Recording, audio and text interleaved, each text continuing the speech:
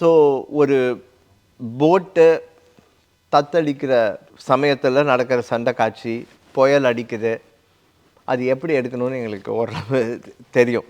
அதில் என்னென்ன சேலஞ்சஸ்லாம் ஃபேஸ் பண்ணமோ அதெல்லாம் ஆல்ரெடி ஓவர் கம் பண்ணுறதுக்கு ரெடி ஆகிட்டோம். பிக் டிஃப்ரென்சஸ் இங்கே வந்து இன்னும் பெரிய கப்பல் கடல் பண்ணும்பொழுது ஒரு பெரிய மோட்டர் போட்டு ஆக்சுவல் கடலில் எடுத்தோம்.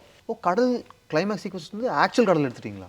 நடுக்கடலில் போய் எடுக்கல, நடுக்கடலில் ஒரு சில சீன்ஸ் எடுத்தோம். பட் அந்த போட் வந்து ரிப்பேர் பண்ணுறதுக்காக நிறுத்துகிற டாக்யார்டில் எடுத்தோம். அங்கே ஹை டைட் வரும்போது போட் மேலே வந்துடும், ஸோ கேமராலாம் கீழே இருக்கும்.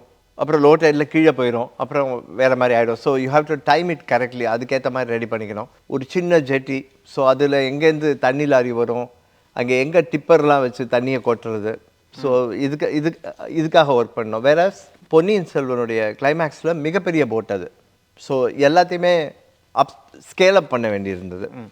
ஸோ முக்கியமான வேலை எங்களுடைய பழைய லேர்னிங்கை இங்கே எப்படி டிரான்ஸ்லேட் பண்ணிக்கிறதுங்கிறது. ஸோ அதுக்காக ஆர்ட் டிபார்ட்மெண்ட்டில் தரணி சார் வந்து இதுக்குன்னே ஒரு ஸ்பெஷலிஸ்ட், ஒரு சீனியர் என்ஜினியர் ஒருத்தரை கூப்பிட்டு வந்தார்.